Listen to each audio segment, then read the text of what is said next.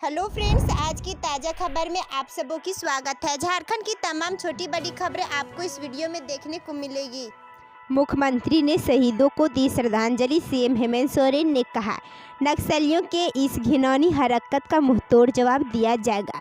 पश्चिमी सिंहभूम के टकोलो थाना क्षेत्र स्थित लाली जंगल में गुरुवार की सुबह नक्सलियों के आईईडी के विस्फोट में पलामू का लाल झारखंड जागुआर का जवान हरिद्वार सावी शहीद हो गया। शहीद होने की सूचना मिलते ही जवान के पैतृक गांव उंटारी रोड थाना क्षेत्र के लहरवांजरी में मातम पसर गया है। गौरतलब है कि विस्फोट की चपेट में आने से पलामू के जवान सहित झारखंड जागुआर के 3 जवान शहीद हो गए हैं, जबकि 2 जवान जख्मी हैं। घायलों को हेलीकॉप्टर की मदद से रांची स्थित मेडिकल लाया गया। बताया जाता है कि जवान हरिद्वार की नक्सलियों के हमले में तुरंत शहादत नहीं हुई, बल्कि वे करीब 1.5 घंटे तक घटनास्थल पर डटे रहे। शहीद जवान की शादी 2012 में गढ़वा की चंचल कुमारी से हुई। उनके कोई भी संतान नहीं है। शहीद जवान के पिता ने बताया कि वह 28 जनवरी को घर से यह कहकर ड्यूटी पर निकला था कि जल्द ही फिर लौटकर आऊँगा। गुरुवार की सुबह नक्सली हमले में शहीद होने की खबर मिली। इधर जवान के सोशल मीडिया पर लिखा स्टेटस चर्चा में है।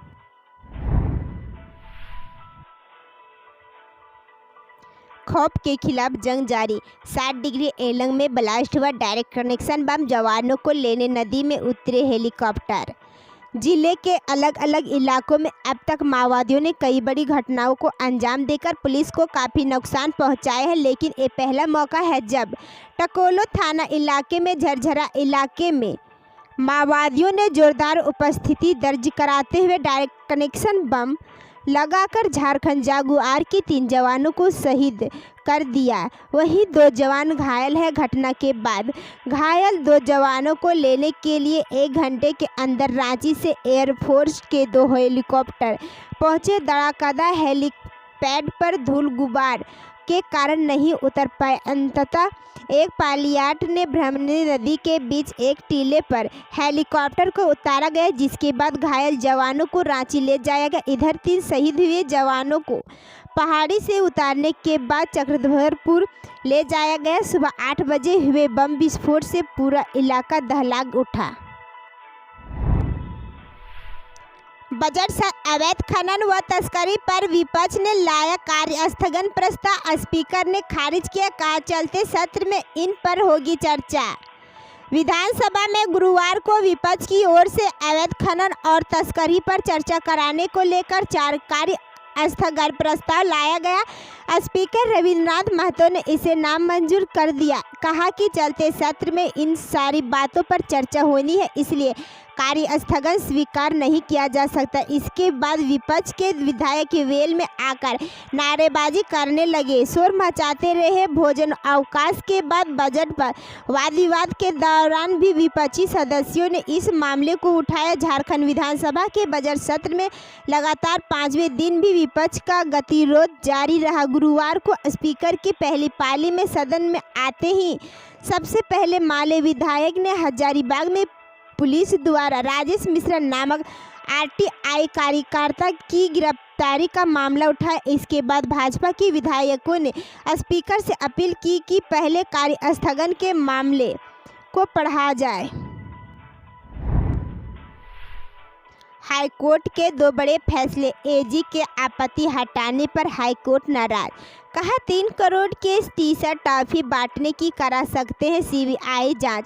राज्य सरकार द्वारा 3 करोड़ रुपये के टी-शर्ट और टॉफी किट बांटने के मामले में गुरुवार को हाईकोर्ट में सुनवाई हुई। Chief justice doctor Ravi Ranjan और जस्टिस सुजीत नारायण प्रसाद की खंडपीठ ने महालेखाकार कार्यालय पर नाराजगी जताई। खंडपीठ ने कहा कि यह मामला कोर्ट में लंबित है, इसके बावजूद महालेखाकार कार्यालय द्वारा आपत्तियों को समाप्त कर देने से आश्चर्य हो रहा। खंडपीठ ने कहा कि जरूरत पड़ी तो यह मामला जांच के लिए सीबीआई को दिया जा सकता है। खंडपीठ ने महालेखाकार से पूछा कि किस नियम के तहत आपत्ति को राज्य सरकार के एक पत्र पर समाप्त कर दिया गया। साथ ही राज्य सरकार को महालेखाकार के पास भेजी गई जवाब के प्रति भी कोर्ट में पेश करने का निर्देश दिया। इस मामले की अगली सुनवाई 18 मार्च को होगी। यह याचिका आरटीआई कार्यकर्ता पंकज यादव ने दायर की है।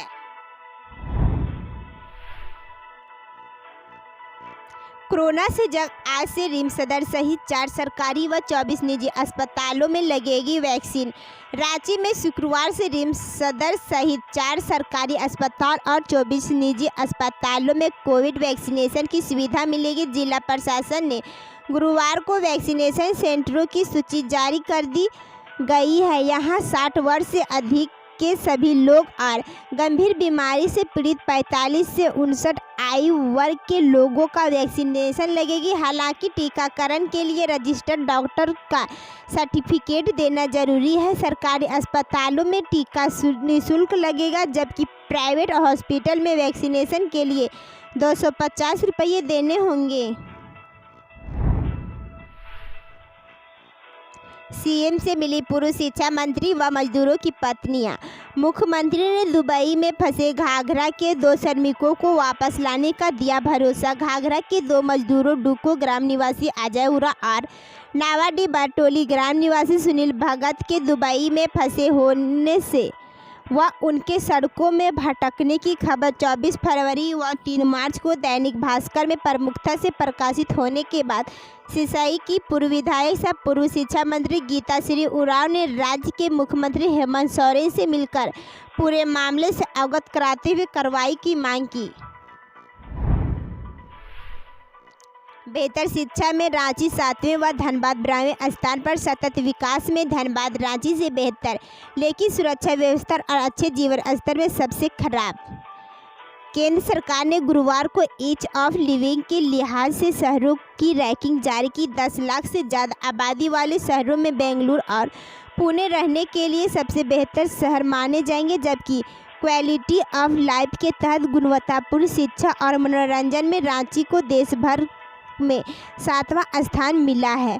वहीं ईज ऑफ लिविंग के ओवरऑल रैंकिंग में रांची का स्थान 42वां है। जीवन स्तर के मामले में भी रांची पड़ोसी राज्य के पटना शहर से 15 पायदान आगे है। रांची की रैंकिंग इसमें 27 है, जबकि पटना 42वें स्थान पर है। वहीं धनबाद सबसे असुरक्षित घोषित हुआ है, क्योंकि सुरक्षा के पैमाने पर उनकी रैंकिंग 48 और उसे 0 अंक मिले हैं। ईज ऑफ लिविंग इंडेक्स बनाने के लिए 111 शहरों के कुल 32 लाख लोगों से राय ली गई। सीएम हेमंत सोरेन बोले, छात्रवृत्ति बढ़ाने पर फैसला कोर्ट के आदेश के अनुसार होगा। विधानसभा में मुख्यमंत्री हेमंत सोरेन ने कहा कि सरकार SC, ST और OBC छात्रों को दी जा रही छात्रवृत्ति बढ़ाने पर कोर्ट के निर्णय के अनुसार फैसला करेगी। उन्होंने यह बात मानर विधायक बंधु तिर्की की ओर से अल्पसूचित प्रश्न के माध्यम से ST, SC और OBC छात्रों को छात्रवृत्ति का मुद्दा उठाने पर कहा। बंधु तिर्की ने सवाल किया कि केंद्र सरकार ने अनुसूचित जनजाति कल्याण मंत्रालय की ओर से गरीब मेधावी अनुसूचित जनजाति के विद्यार्थियों के लिए पोस्ट मैट्रिक संस्थान में वह अध्ययनरत हैं, उस संस्थान का पूरा ट्यूशन व्यवस्थापन और अन्य फीस भुगतान करने का प्रावधान है। उन्हें सरकार की ओर से बताया गया कि अधिकतम 50,000 और न्यूनतम 9,000 रुपये प्रति छात्र प्रति वर्ष छात्रवृत्ति दे है। विधायक बंधु तिर्की ने इसे दिग्भ्रमित करने वाला जवाब बताया। गैर सरकारी अल्पसंख्यक विद्यालयों में शिक्षकों की नियुक्ति में TET अनिवार्य नहीं।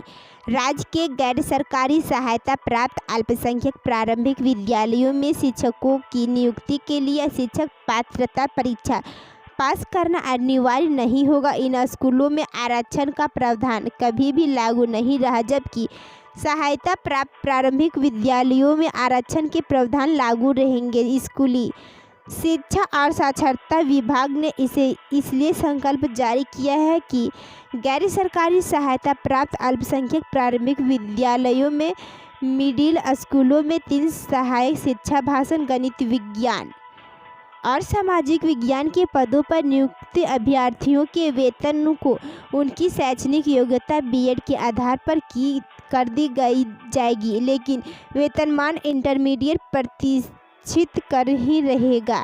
इन स्कूलों में बीएड पास अभ्यर्थी जो इंटरमीडिएट प्रशिक्षित वेतनमान पर नियुक्त हैं, उन्हें 2 साल के अंदर 6 महीने का ब्रिज कोर्स पास करना होगा। इसके बाद उन्हें दिसंबर 2018 से वेतनमान के लिए अनुदान की राशि निर्गत की जाएगी। ऐसा नहीं करने पर उनकी नियुक्ति स्वतः रद्द समझी जाएगी।